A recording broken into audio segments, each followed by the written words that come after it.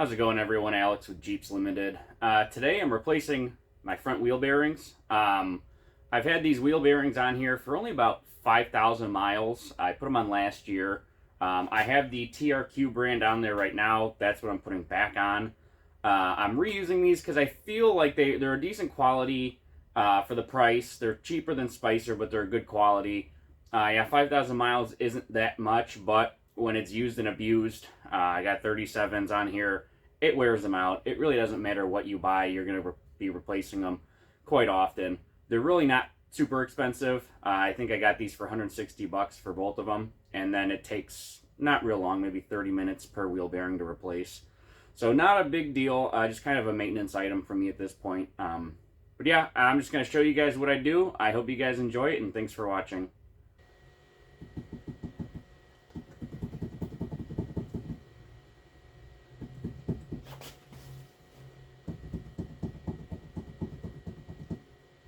Alright, the first thing we did was take the wheel off, obviously, take the wheel and tire off. The next thing we're going to do before we take the brake caliper off, we're going to break the axle nut free, and we're going to leave the brake caliper on because we're actually going to use the brake caliper to hold the rotor as we do this. So we're just going to put our nut in there, put the screwdriver through the rotor, and then use that to hold it in place.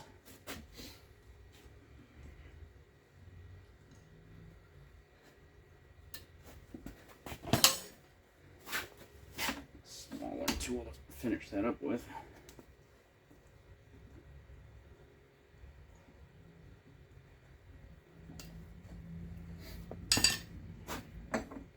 This axle nut socket is a 35.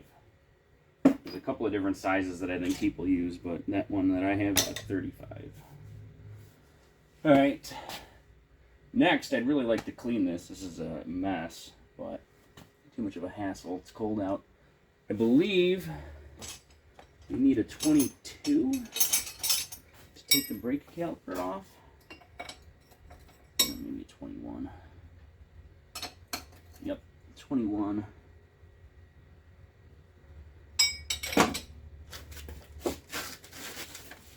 Some leverage on that.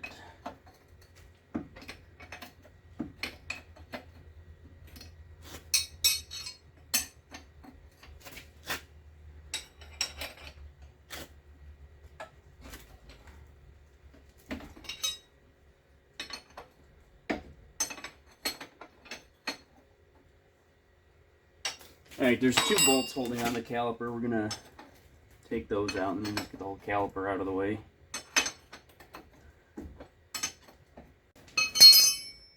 And before we take that off completely, I have my wheel speed sensors zip tied to my brake lines, I think. Even stock brake lines, I think they're connected like that. So either way, disconnect them or cut them off or whatever for your particular purpose.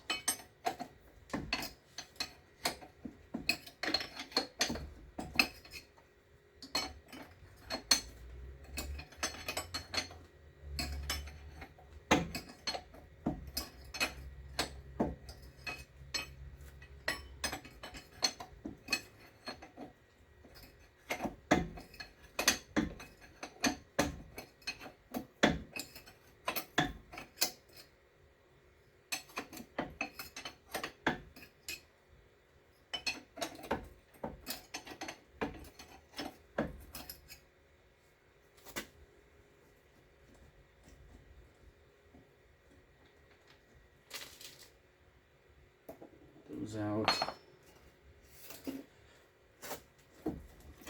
Pull the brake caliper off. Try and set it over here somewhere. I'm going to take a little bit of tie wire and tie it up so it doesn't fall.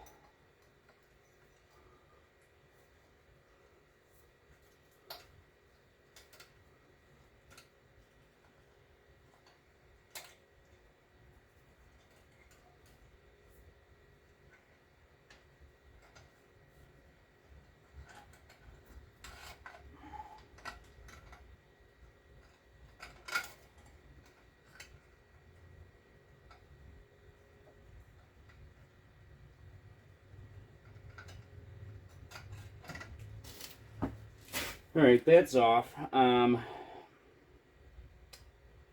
Something I needed to do before I took that off that I didn't do, so I'm just going to have to do it in a different way, is take this wheel spacer off. So I suppose to do that,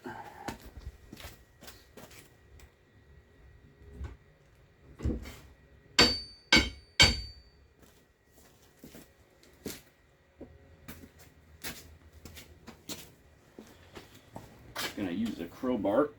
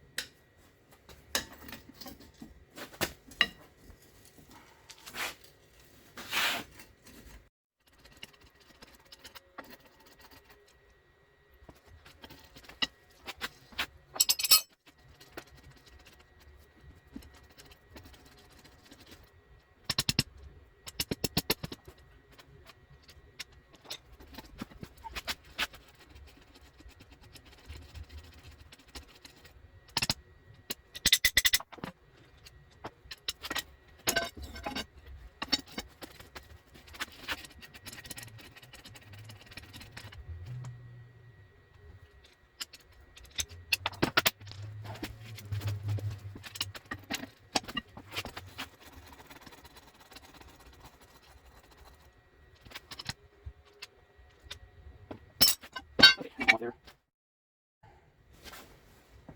Set that aside. Pull the brake rotor off, set that aside.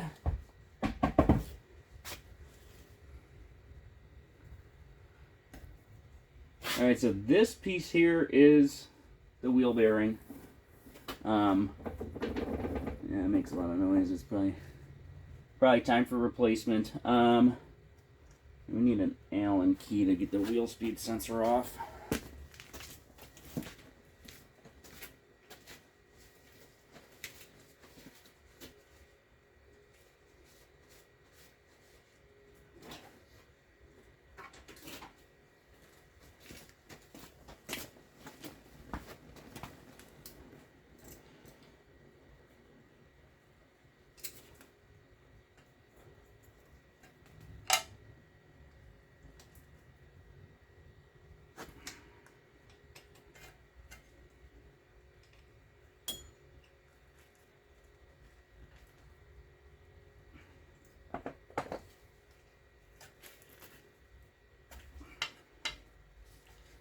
Tight.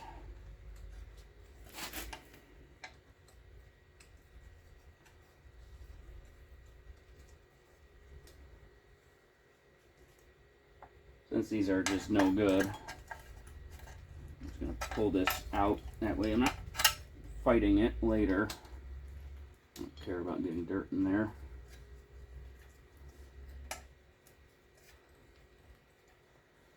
Or we'll leave it. Either way. Okay.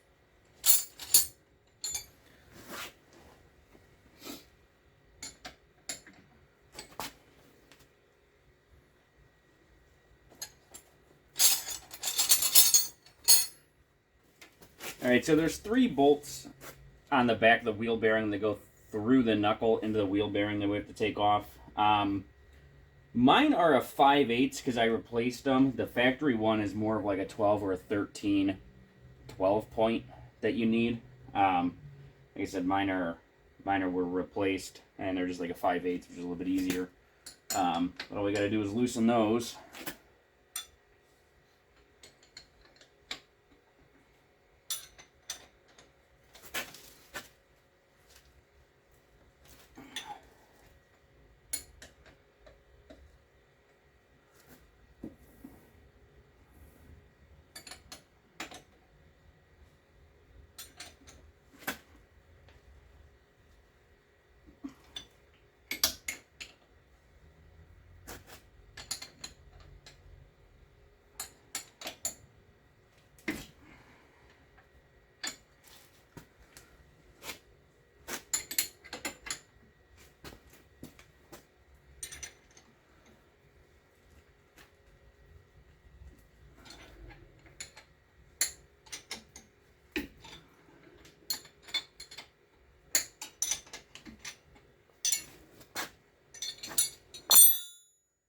Sometimes those can be real hard to get off if this is maybe your first time doing the bearings. They tend to get rusted in there. Mine come off pretty easily for two reasons. I take this off a lot. So never has time to rust in there too. I just load all of this stuff up with anti-seize. Just to make it easier for when I am doing this. So this can be a bit of a fight getting the wheel bearing off if you haven't done it in a while or ever. My suggestion would be to anti-seize everything when you put it back.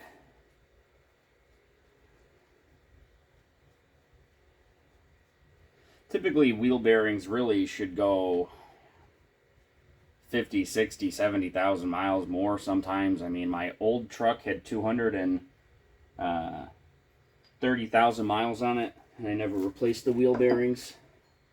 My YJ, I replaced the wheel bearings once after 130,000 miles.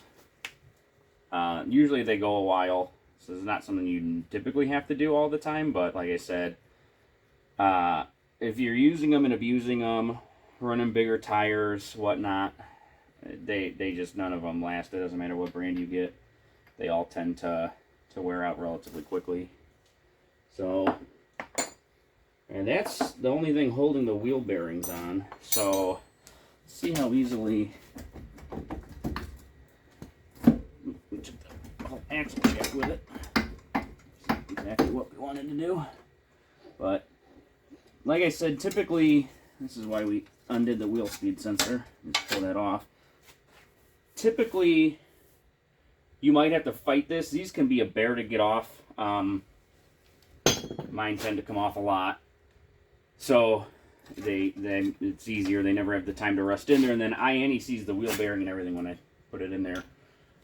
Wheel speed sensor, you got new ones. So let's throw that out of the way for now. So, it's a good time. I'm going to clean this, inspect it. This would be a good time to replace the U-joint on this side. Not going to do that today.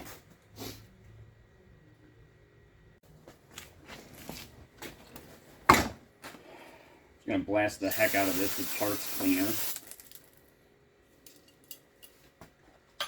And a scraper. Believe it or not, I just washed this about an hour ago.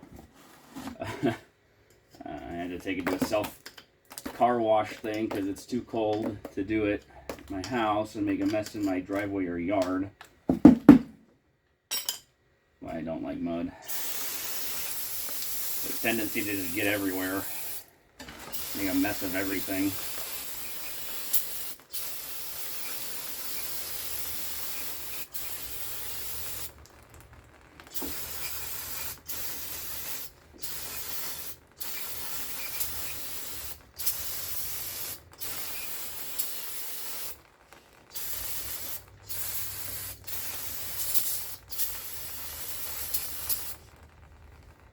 That dry. Right, I'm going to take an emery cloth and kind of clean up the surface of this. Just a little bit. It just has a little bit of surface rust on it. I don't want to get crazy with it. It's just kind of like a friction fit piece, but we'll clean some of that crud out of there.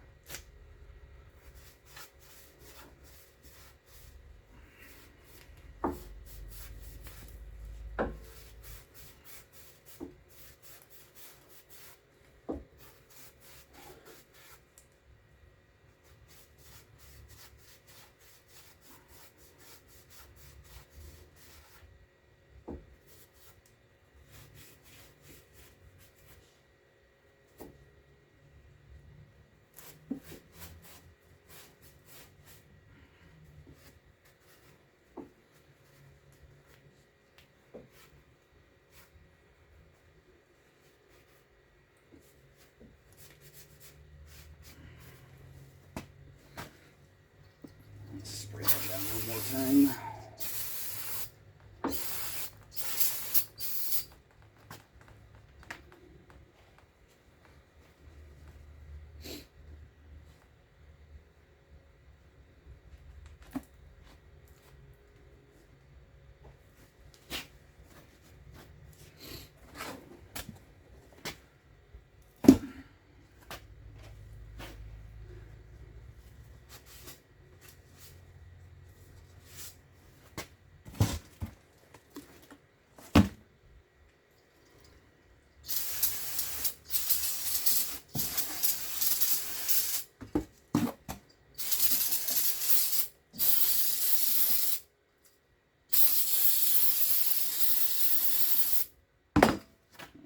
enough. I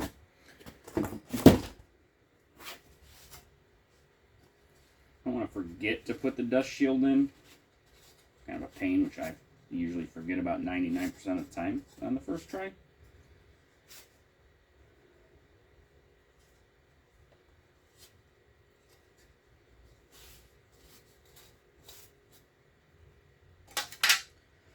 These orange knuckles, the Reed Racing knuckles, are pretty nice. They bring up your steering. They raise your steering up about an inch or so. Maybe it was an inch and a half. I don't remember. And then this was already drilled and tapered for a flip drag link, which was nice. They're supposed to be pretty darn strong. I put these on here just as a little bit extra security. I really wanted to kind of beef up this front axle about the best I could. I think they were maybe $300 each, so they're a little bit expensive, but I'm happy with them so far. I've had them on for about a year or so with no issues. Plus, they look cool because they're orange, so that's kind of neat.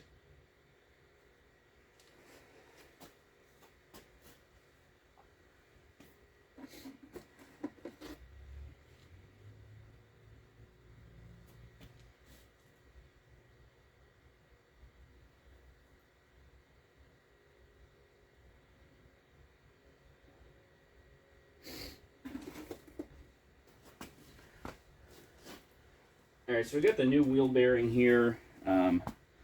I was saying I like to anti-seize all of this stuff.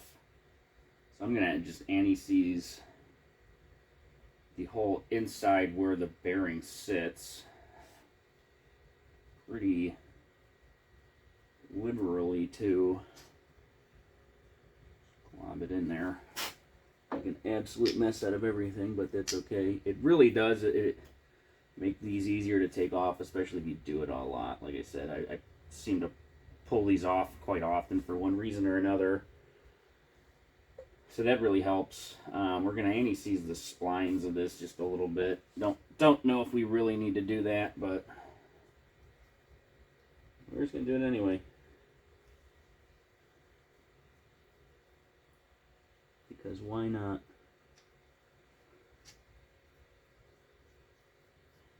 I don't like fighting rusty parts. This here is just where the dust shield sits, but again, we have the anti-seize out, we might as well just make a mess with it.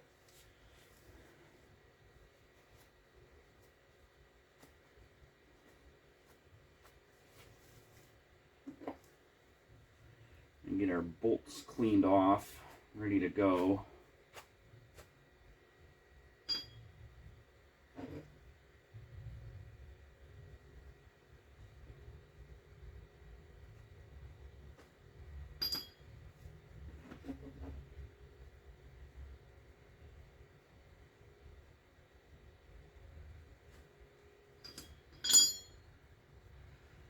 So this part can kind of turn into a juggling act. Make sure you have your dust shield situated. There's a spot on the dust shield for your wheel speed sensor to go through, so you have to make sure you have that lined up.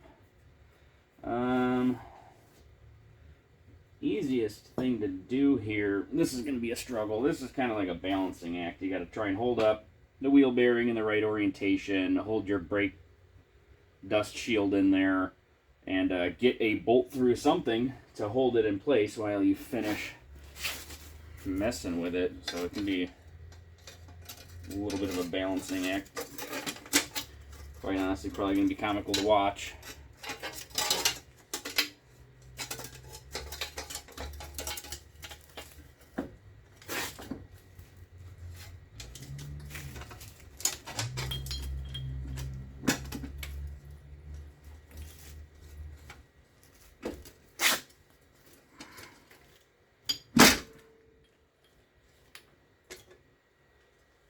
Now, we just have to try and line up the hole on the knuckle, the dust shield, and with the bearing. And get that one started to hold it in place.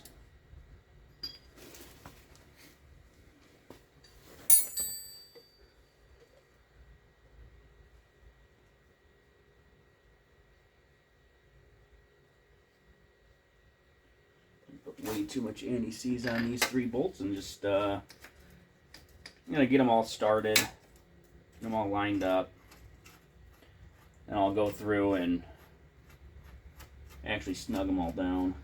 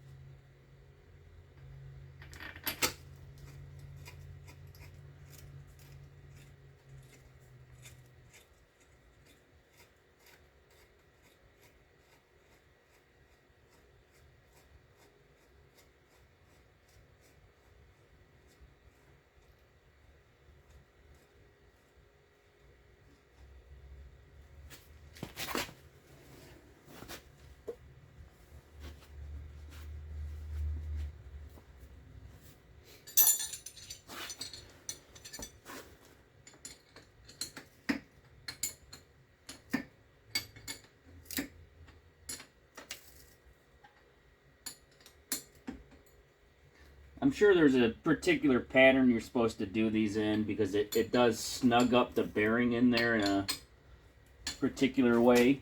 I'm just going until they're all tight and sucked in all the way, and then I'll go ahead and just kind of lean on them.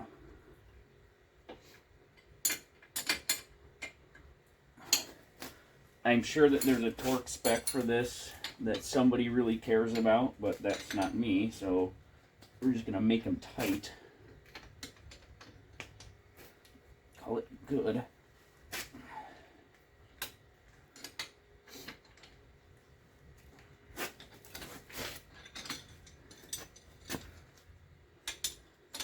The torque spec for this is doubled up wrench tight.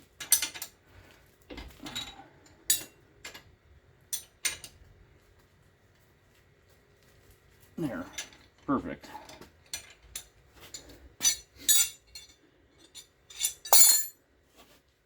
Next, we are going to route our wheel speed sensor cable.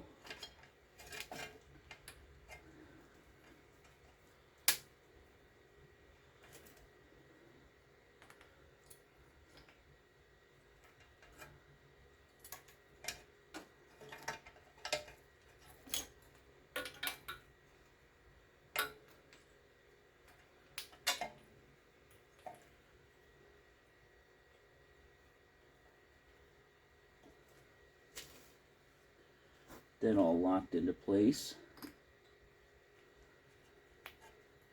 And then, you know, one of the least pleasant parts about this whole job is actually getting the wheel speed sensor cable plugged in. It plugs in way back here, behind the shock. It's just in a terrible spot. It's very hard to get to.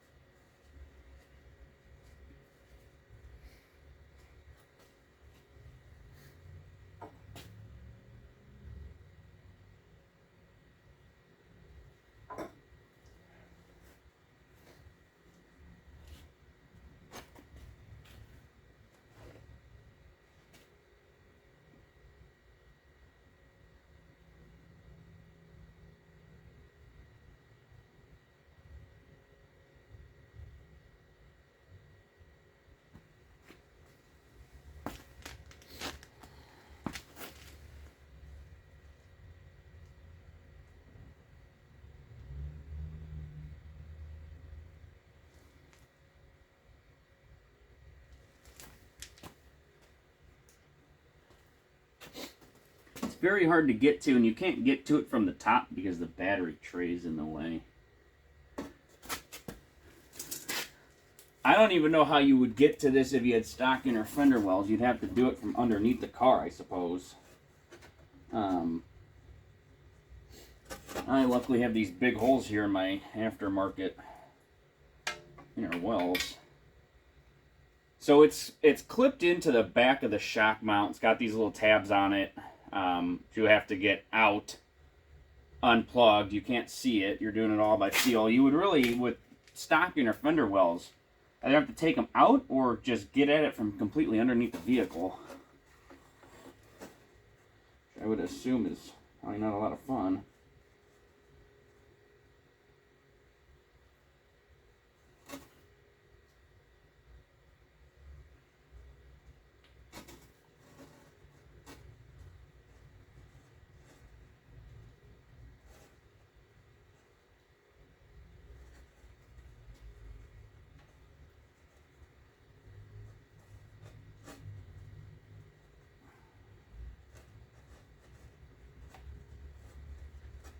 Plugs are terrible. I hate plugs.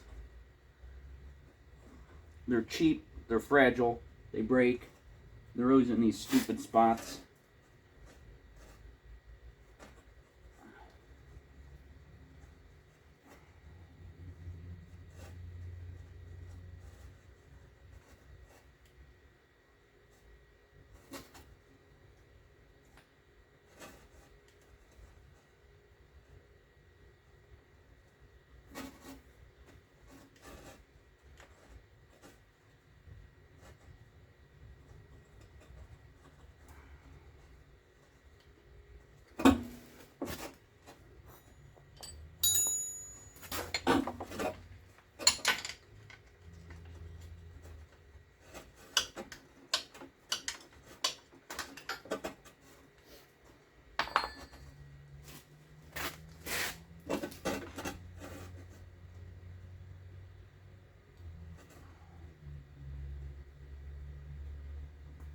Okay. One's unplugged. I'm gonna try and do this in a way so it's not all twisted, all weird.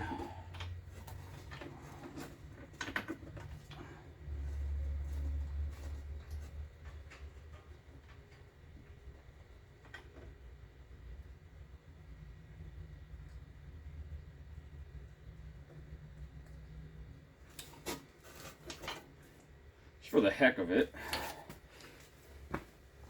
before I plug that in,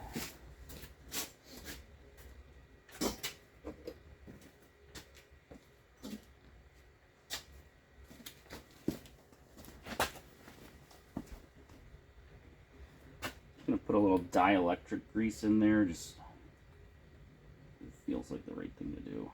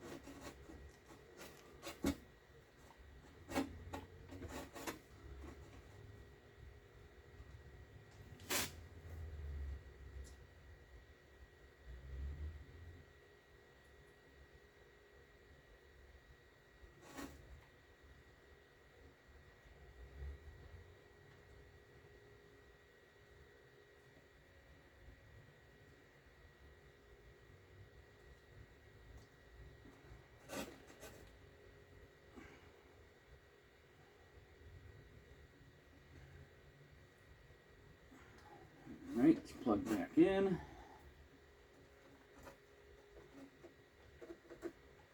Get at least one of the little retainers back in so it's not bouncing around.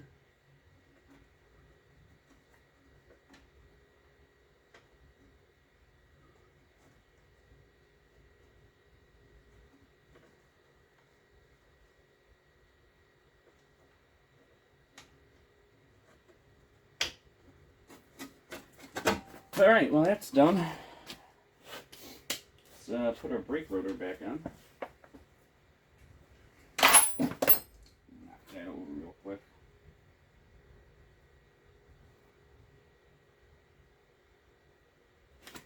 Let's clean our brake rotor and then put it back on.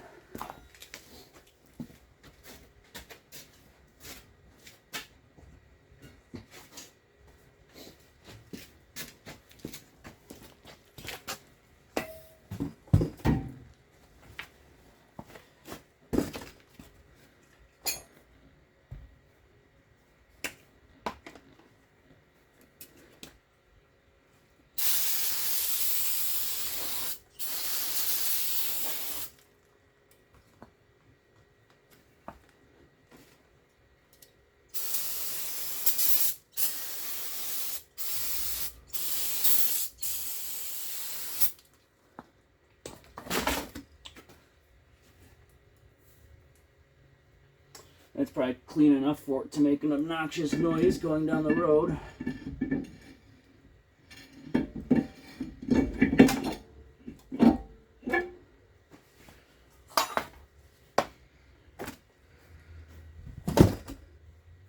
Alright, this would be a good time to make sure that you've actually put everything back in that needs to be back in. The wheel speed sensor's in, clipped into place. You got the dust shield on there. The bearing is tight. We still have to put the axle nut in, but we're going to do that once we put the brakes back in. So we can use the brakes to hold it. Put the wheel spacer back on, but we're going to, again, wait on that.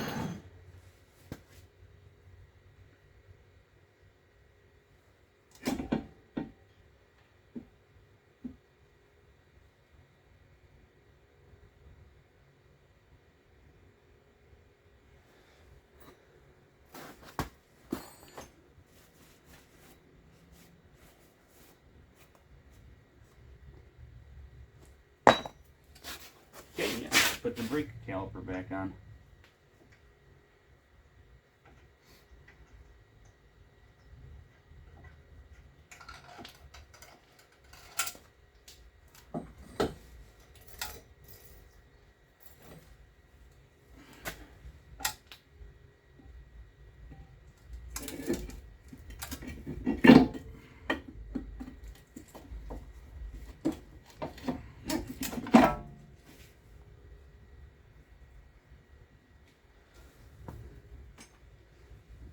Clean off our bolt here, and this one has old not anti-seize Loctite on it, so we're just gonna put Loctite on it then. That's probably what I was putting on there before. Better be safe than to have your brake caliper fall off, you know. And then Loctite will actually act as a thread sealant as well, keep it from corroding and rusting.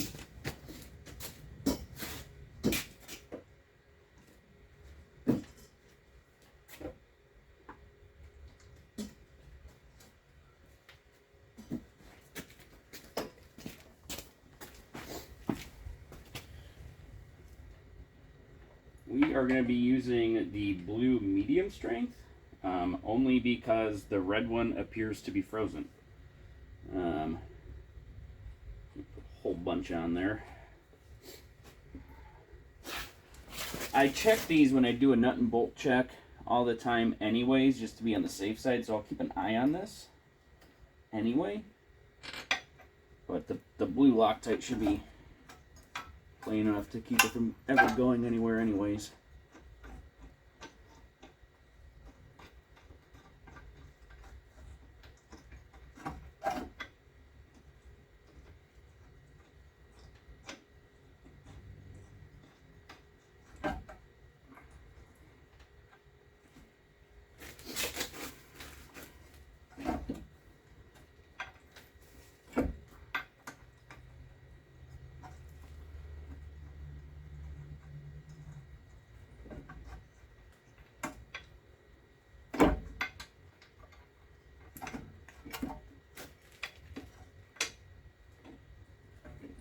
Didn't want to get started into the caliper bracket.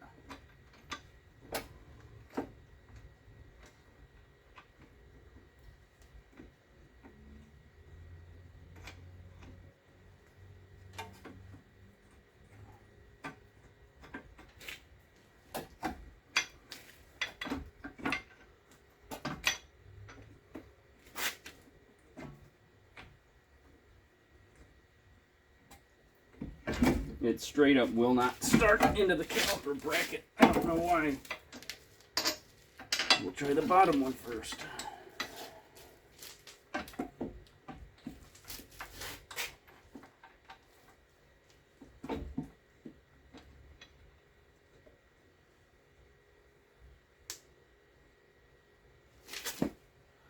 Okay, now that that one is finally started,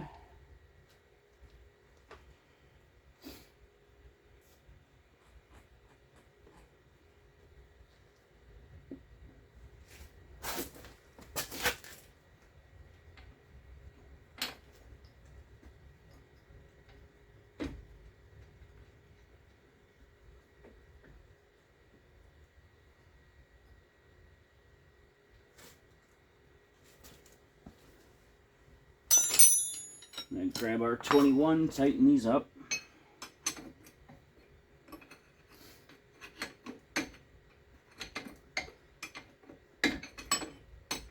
So this brake kit that I have on here, this is the TerraFlex Big Brake Kit.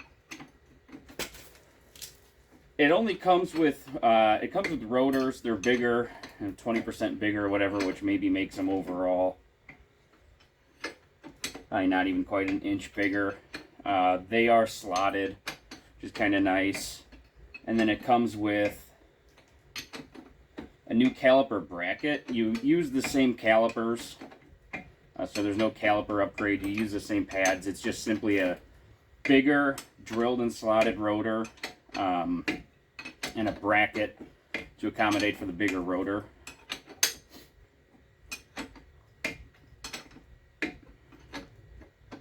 Price-wise, I think it ended up being about $400 for the two rotors and the two brackets, which is maybe a little pricey. I don't know what a new set of stock rotors are. I'm sure if you just went to AutoZone and got the cheap brand rotors, they're probably pretty cheap. If you wanted a little bit nicer rotors that are slotted or something like this from an auto parts store, you're going to be paying a little bit more.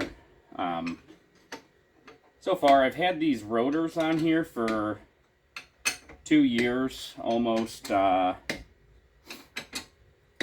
probably close to 10,000 miles maybe. And so far the rotors are fine. I'll have to see when I do need new rotors. I'm going to have to look and see what just these TerraFlex rotors are.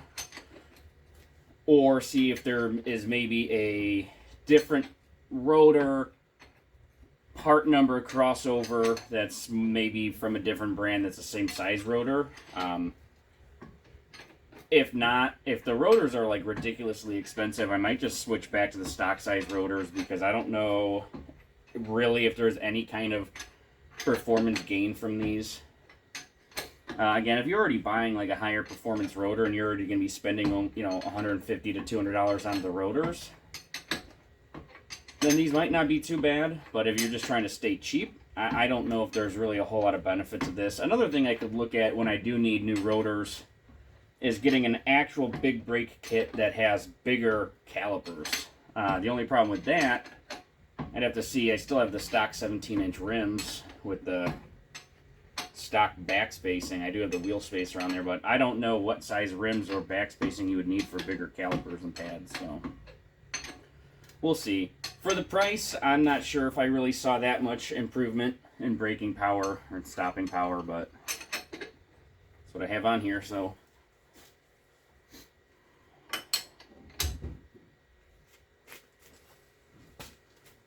I'm going to follow the same torque spec here, double wrench it and call it good.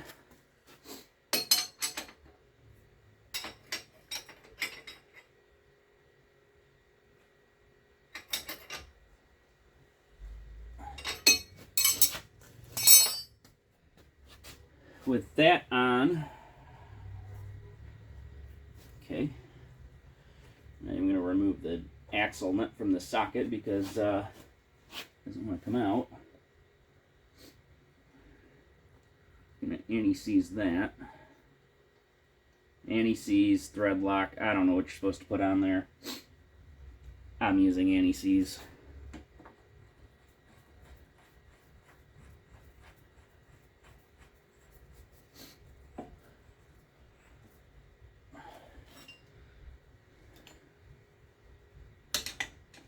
use the screwdriver to hold that in place like we did last time.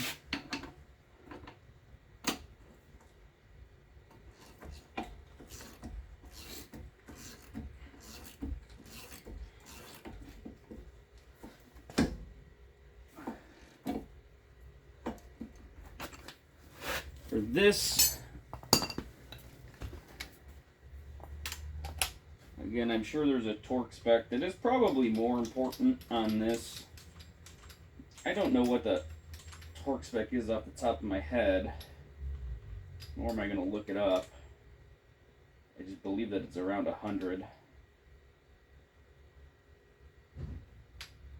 So we're going to go with 100 and see how that feels.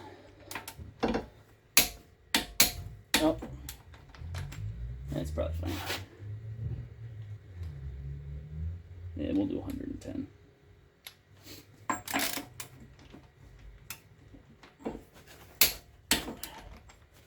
Tight enough.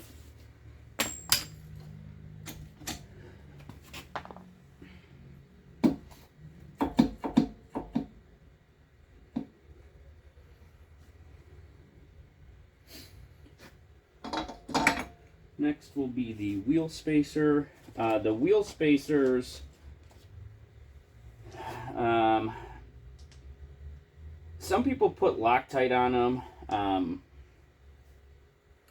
I don't. The reason for that is you can really only put Loctite on something and take it off so many times. And which is really probably not a problem because you just get new lug nuts. It's not that big of a deal. And then in this instance of replacing the wheel bearings, you're not really that worried about the studs. But when it comes to wheel spacers and the lug nuts, there's one of two things you need to do. You either need to Loctite them and torque them to spec, which I torque them to 110. I don't know what exactly the spec is. That's what I use. That's what I put my lug nuts to. Like the regular wheel lug nuts. You either need to Loctite them and put them to spec, or you need to torque them to 110 or whatever you choose. I'm doing 110. After about 100 miles or so, I'm going to pull this wheel off and retorque all of these. Retorque all of the wheel spacer lug nuts to make sure that they didn't come loose. And then anytime I have the wheel off, when I'm doing a tire rotation or whatnot, anytime I have the wheel off and I can see this, I just retorque it.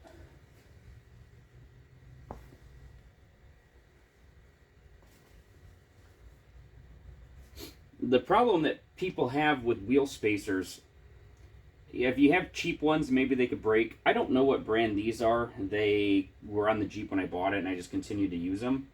But the problem that people have is they don't use them right.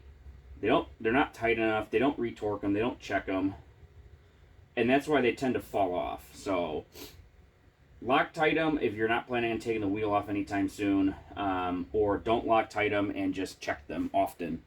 Make sure they're not loosening up on you.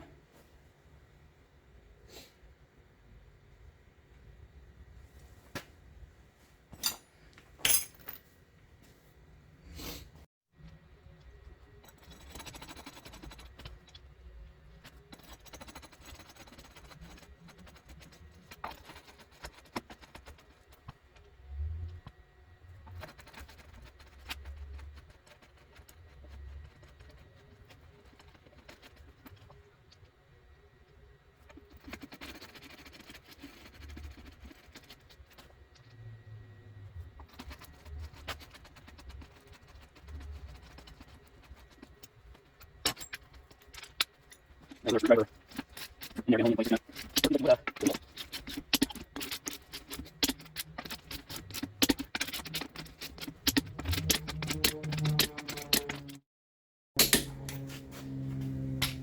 Alright, so those are torqued to 110 foot-pounds.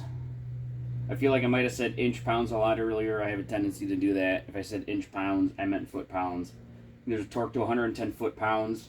The only thing we have left that we're going to do, we're going to take the wheel speed sensor cable and re-zip tie it back to my brake line. Again, if you have like stock brake lines, there's little tabs. I believe they usually go on like the side of the shock mount that this snaps into. I just don't have them anymore. So we're going to zip tie that on. put the tire on, and that pretty much completes this side. It's really doesn't take too long. You only need a few basic tools, and it's actually pretty simple. This is the hard way.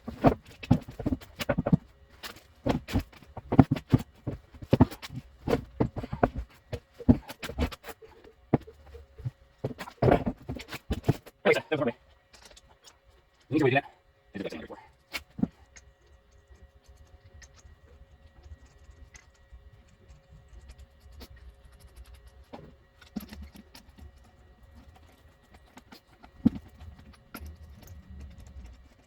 And no, I'm not putting that wrench, so that's why I do that this way. There's a small one. It's not capable of tightening or bringing 3 buttons. So I do it this way.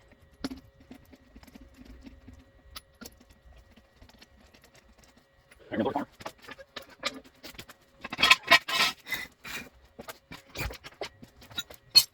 Four pieces, 110 foot-pounds.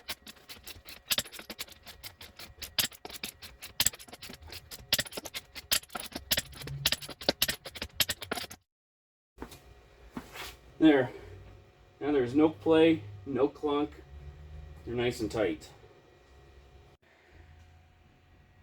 Alright, so we got the first side done. I'm going to do the other side, but before I start that, I'm just going to show you guys the tools that I'm using here. You really don't need anything too crazy.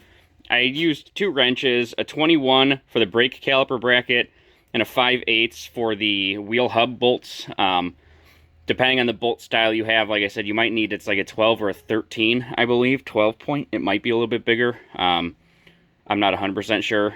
An Allen key for the wheel spacer, a screwdriver just to hold the rotor in place while I was torquing on things.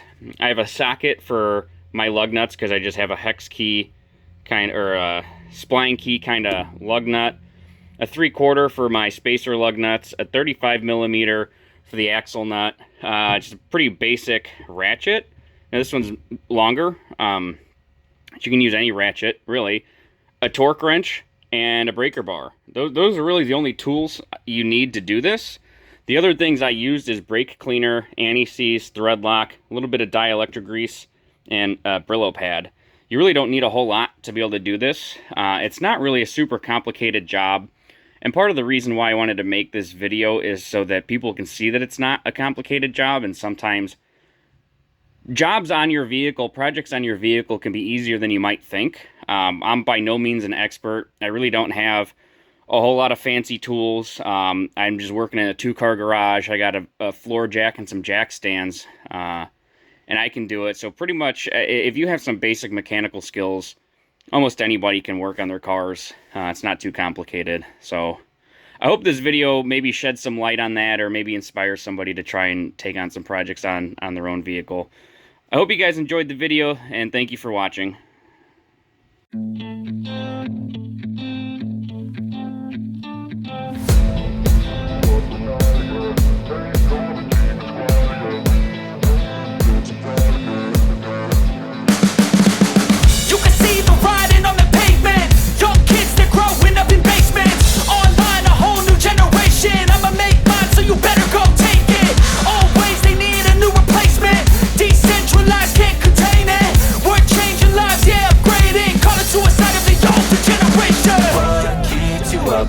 Yeah, make all the demons quiet. Yeah, we were built to thrive. Yeah, I think that we've all had enough. What keeps you up at night? Yeah, make all the demons quiet. Yeah, we were built to thrive. Yeah, I think that we've all had enough. Oh, yeah, I think that we've all had enough.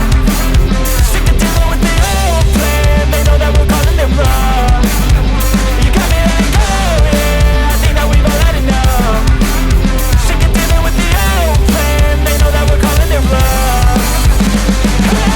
It's too late to try to go contain it. A generation fueled by creation. We live lives on a small screen nation. We control the airwaves, no negotiation. I refuse to think we need saving. Something good will come from creation. And when we think that the world is too anxious, we'll adapt, evolve, survive, and save it. What keeps you up at night? Yeah, make all the demons quiet. Yeah, we were built to thrive. Yeah, I think that we've all had enough. What keeps you up at night? Yeah, make all the demons quiet. Yeah, we were built to thrive. Yeah.